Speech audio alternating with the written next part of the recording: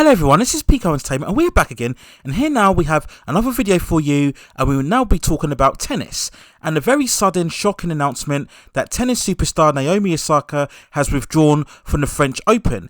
This follows the recent controversy for this tournament with her decision not to talk to the media in press conferences. She made several references to mental health. She felt that athletes were not being supported enough in terms of their mental health. She also referred to the fact that players have had to put up with multiple mundane questions at press conferences, which is true by the way, and that she's seen many examples of athletes breaking down after losing matches and having to do interviews after those losses. Now, this incident has raised many debates whether she was being entitled, since all players throughout the sport have had to put up with media commitments, not only in sport but also in entertainment as well.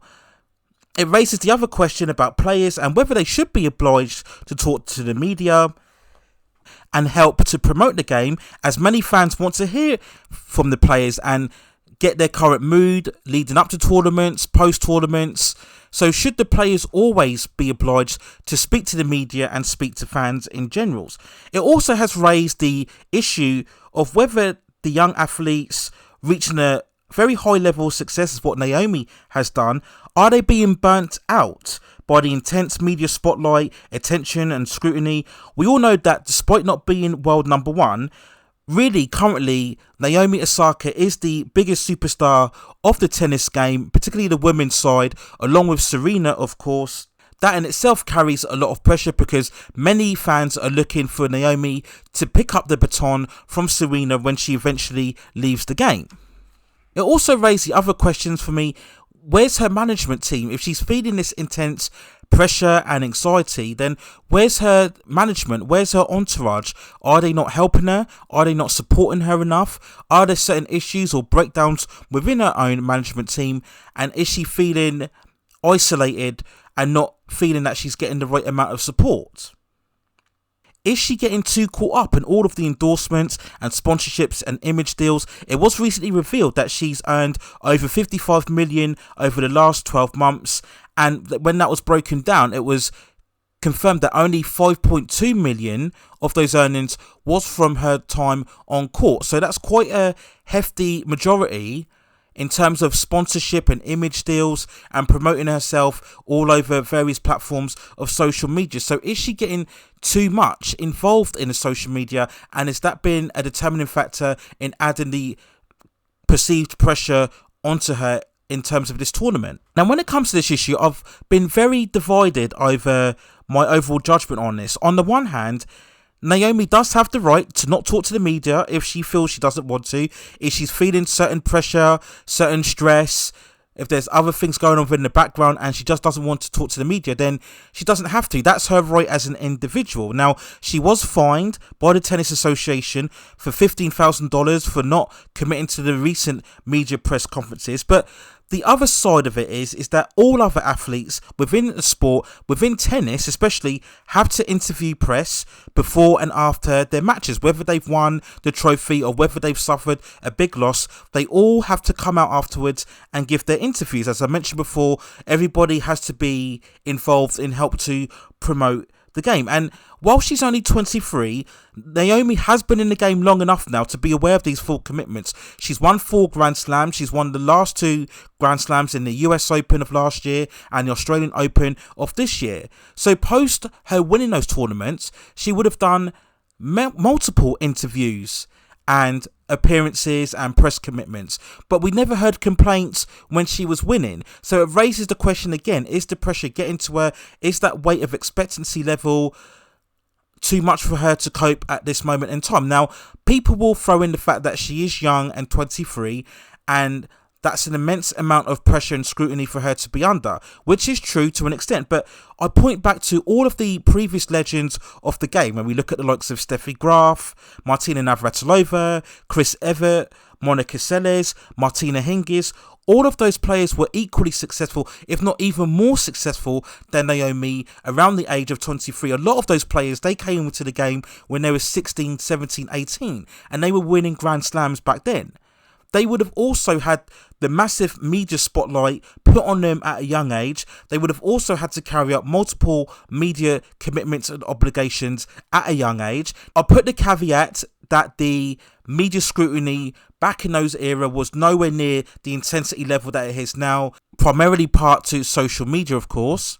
But again, that raises the other question: are these current younger generation lacking the true mental toughness that the previous generation of players did? Is social media becoming too much of a distraction? We go back to the various ongoing debate over the men's side of the game. Why is it that Nadal, Federer and Djokovic at their later years of 34, 35 and 38 are still able to dominate the tour, still win all of the Grand Slams? Why aren't the younger players being able to come through and challenge them in their early to mid-20s, as the previous players of the previous generations were doing back when they were 23, 24, 25? Is the emergence and the existence of social media too much of a hindrance on these players, and it's taken away their lack of focus, their lack of discipline and their lack of concentration?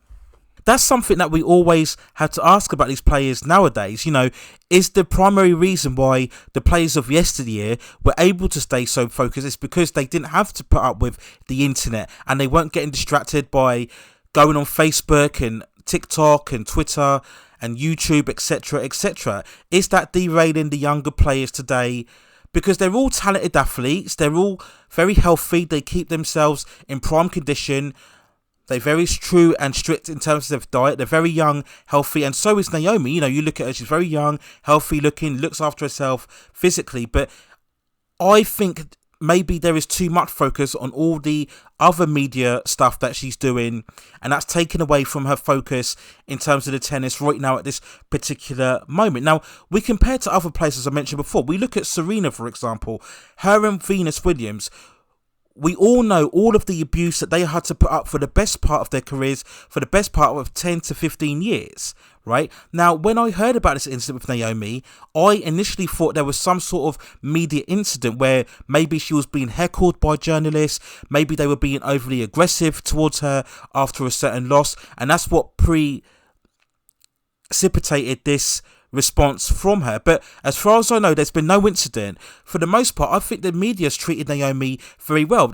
She's very much a favourite amongst fans and media alike, and as I mentioned before, the women's game really needs that next superstar to come and take over once Serena retires. And I think for the most part, everybody was rooting for Naomi Osaka. We all sympathised with her. If you remember when we had that huge controversial US Open final in 2018, when Serena had that complete meltdown and she was disqualified, and when we had the trophy presentation, Naomi was crying, of course, because all the focus was on Serena, and Serena, of course, was her idol in many ways, and many people sympathised with Naomi because they felt Serena's outburst had taken away the winning moment from her. So there's been no backlash prior to this incident against Naomi. When I look at this, there's been nothing that has forced her to take this decision in the public domain. That's the point that I'm making. So, to be honest, when I look at this, I think something has gone on privately. Maybe there's personal issues. I don't know whether it's to do with her family or the partners that she's with right now.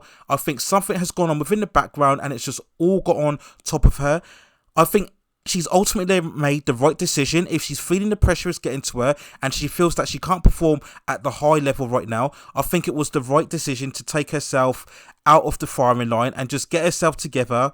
And I also think it's the weight of expectation, because she knows, as we all do, that she's not the best performer on the clay court. So in normal seasons, nobody would really make her a favourite going into the French Open. But now that she's won 4 Grand Slams, she's won the last 2 back-to-back, everybody now is going to be making her a favourite, particularly on grass as well.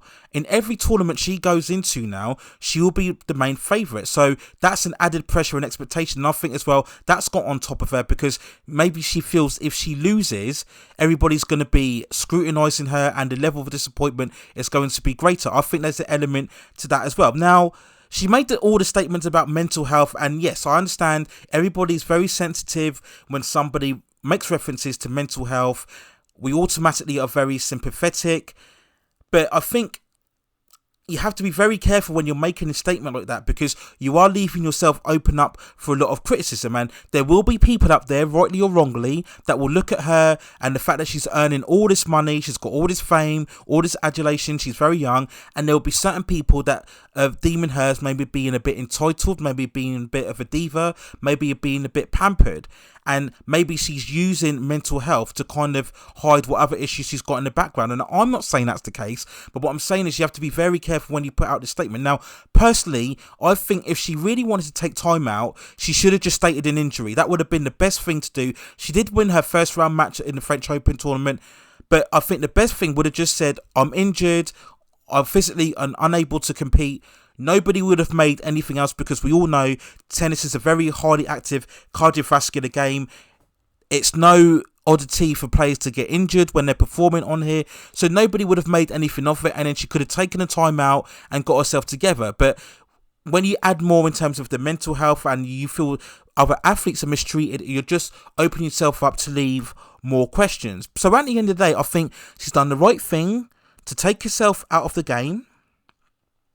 Maybe she'll miss Wimbledon as well, because as we all know, this year the French Open got pushed back a week, so the closeness between French Open and Wimbledon, which is already a hot topic, has been for always, is now even more prominent for her. So I think she'll miss Wimbledon as well, and then she'll come back to the US Open, where she's far more comfortable and at ease. She's already won that tournament 2 times. Now, just to close out this video, I really do dismiss any other narratives that I'm seeing on social media being spun about racism, sexism, or the mistreatment of athletes. I don't think it's anything to do with that. I just feel we have a young, successful athlete who is now feeling the pinch and the pressure and the intense spotlight of being successful and earning lots of money, and she's reached a certain time when she needs time away from it, and there's nothing wrong with that. So hopefully now this will just die down and Naomi will be able to go away and collect her thoughts together. And like I said, I don't want to hear any other talk about racial mistreatments or sexual mistreatments at all.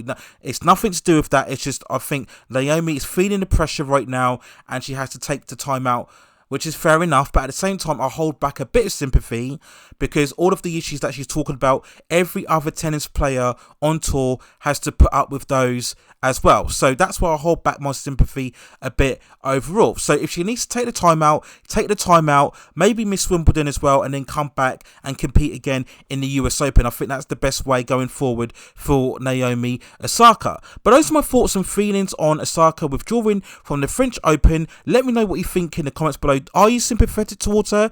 Do you think she's been entitled? Do you think she's been a bit too much of a diva? How do you think the other players are feeling who, as I mentioned before, have to put up with exactly the same media obligations that Naomi does? You look at the players of yesteryear and, of course, the current crop. We look at, of course, the likes of Nadal, Serena and Federer, who are all still here, all still competing after 10, 15 years on the tour, and as well would have had to put up with many media obligations, and they've had a far more greater level of success and expectation put on them than what Naomi has as well. So that's where you have to kind of balance the argument overall. But let me know what you think in the comments overall. If there are any other updates within the French Open tournament such as this, and I will cover it as well. And also I will continue to make my predictions when we get to the quarterfinals, semi-finals and finals of the tournament as well. So let me know what you think in the comments. Please also hit those like and subscription and notification buttons so I can provide you with more high quality content like this in the future. But that's it for now. Take care of yourselves, stay at safe distances, and I will see you very, very soon.